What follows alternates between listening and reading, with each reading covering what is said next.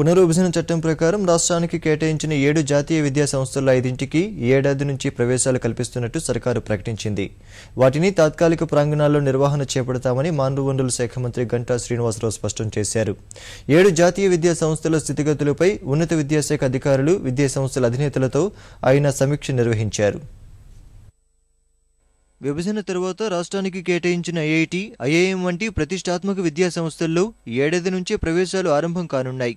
విద్యా సంవత్సరం వృధా కాకూడదనే తాత్కాలిక ప్రాంగణాల్లో తరగతులు నిర్వహించబోతున్నట్టు మానవ వనరుల శాఖ మంత్రి గంటా శ్రీనివాసరావు స్పష్టం చేశారు. విశాఖలో జరిగిన భేటీలో ఉన్నత విద్యాశాఖ అధికారులు, కలెక్టర్లు విద్యా సంస్థలకు మార్గనిర్దేశనం చేశారు. ప్రవేశాల తీరుతెన్నులను పరిశీలించడం సహా శాశ్వత ప్రాంగణాల ఏర్పాటు ఎంతవరకు వచ్చిందో ఆరా తీశారు. ఈ 5 ఇన్స్టిట్యూట్స్లో కూడా ఈ సంవత్సరం అడ్మిషన్స్ తీసుకున్నా ఉన్నాం. మిగతా ఈ 2 సెంట్రల్ యూనివర్సిటీ అలాగే ట్రైబల్ కూడా వచ్చింటే హెచ్ఐడి సంబంధించిన 10% ఇన్స్టిట్యూట్స్లో అడ్మిషన్స్ వచ్చాయి. కాకపోతే దానికి కొంచెం టెక్నికల్గా ప్రాబ్లం రావటం, అలాగే పార్లమెంట్లో అది బిల్ కూడా పాస్ కావాల్సిన అవసరం ఉంది. కొంత టెక్నికల్గా డిలే అయింది.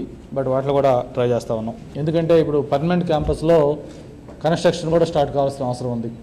కన్స్ట్రక్షన్ స్టార్ట్ అయినప్పటి దగ్గర నుంచి అనేక ఇష్యూస్ వస్తాయి. ఇప్పుడే మా ఇంజనీర్ గారు కూడా చెప్పారు. ప్లాన్ అప్రూవల్ దగ్గర నుంచి వాటర్ కానీ, లేకపోతే ఎన్విరాన్మెంటల్ పర్మిషన్స్ కానీ, లేకపోతే మిగతా అదర్ ఇష్యూస్ ఇవన్నీ కూడా చాలా ఉంటాయి. కాబట్టి దీనికి ఒక సింగిల్ విండో ఏజెన్సీ ఒకటి పెట్టాలి, సింగిల్ విండో క్లియరెన్స్ లాగా సింగిల్ విండో ఏజెన్సీ ఒకటి పెట్టాలని చెప్పి సజెస్ట్ చేశారు. అది ఒక మంచి ఐడియా, సలహా బాగుంది. ఇక తప్పకుండా సింగిల్ విండో సిస్టమ్ పెడతాం. ఆంధ్రప్రదేశ్ పునర్విభజన చట్టం ప్రకారం 7 జాతీయ విద్యా సంస్థలు కేంద్రం కేటాయించింది. వీటిలో విశాఖ సమీపంలో గంభీరంలో ఐఐఎం ఏర్పాటవుతోంది. దీనికి ఇప్పటికే 240 ఎకరాలు కేటాయించారు. తాత్కాలికంగా ఆంధ్ర విశ్వవిద్యాలయంలో తరగతులు నిర్వహిస్తారు. దీనికి బెంగళూరు ఐఐఎం మార్గనిర్దేశనం చేస్తోంది. చిత్తూరు జిల్లాలోని మేర్లపాకలో ఏర్పాటు చేయబోయే ఐఐటి కోసం 562 ఎకరాలు కేటాయించారు. ఈ ఏడాది 120 మందికి ప్రవేశాలు కల్పిస్తున్నారు.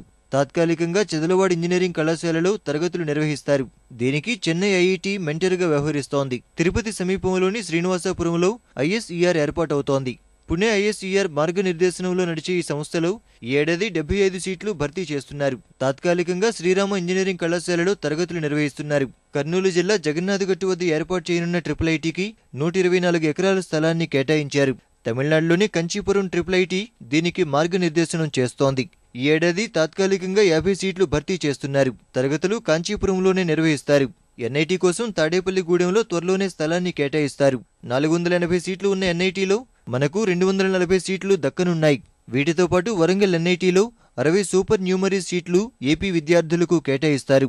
తాడేపల్లిగూడెం నెట్ను వరంగల్ ఎన్ఐటి మార్గనిర్దేశనం చేయనుంది. కేంద్రీయ విశ్వవిద్యాలయానికి అనంతపురం జిల్లా జంతులూరులో 490 ఎకరాలు కేటాయించిన ఈ ఏడాది ప్రవేశాలు కల్పించి తరగతులు నిర్వహించే వీలు లేదు. విజయనగరం జిల్లా రెల్లి వద్ద 526 ఎకరాలు గిరిజన విశ్వవిద్యాలయానికి కేటాయించిన ఉపకులపతి సహా అధ్యాపకుల నియామకాలు జరక్క అక్కడ ప్రవేశాలు, తరగతులు నిర్వహించే వీలు లేకుండా పోయింది. చాలా ఇంజనీరింగ్ కాలేజెస్ 0 అడ్మిషన్స్తో చాలా ఉన్నాయి. అటువంటి ఇంజనీరింగ్ కాలేజెస్ ఏ జిల్లాలో ఉన్నాయో చూసి అవసరం వస్తే ఒక 2-3 ఇంజనీరింగ్ కాలేజీలు ఫుల్ ఫ్లెడ్జ్డ్గా ఖాళీగా ఉన్న ఇంజనీరింగ్ కాలేజ్ తీసుకొని వాటిల్లో టెంపరీ అకామిడేషన్ అలాగే హాస్టల్స్ కూడా పెట్టే పొజిషన్ తీసుకుంటాం. అటు నేషనల్ ఇన్స్టిట్యూట్స్ కావచ్చు, లేకపోతే ఈ లా యూనివర్సిటీ కావచ్చు, ఇటువంటి ప్రతి ఒక్క దాంట్లో కూడా ప్రత్యేకంగా శ్రద్ధ తీసుకుంటా ఉన్నాం. ఎక్కడ వాళ్ళకి నష్టం జరగకుండా చూస్తూ ఉన్నాం. ఐఐటి, ఎన్ఐటి ప్రవేశాలున్నందున అవి పూర్తయ్యాక ఎంసెట్ కౌన్సిలింగ్ ఈ నెల 12 తర్వాత చేపట్టనున్నారు.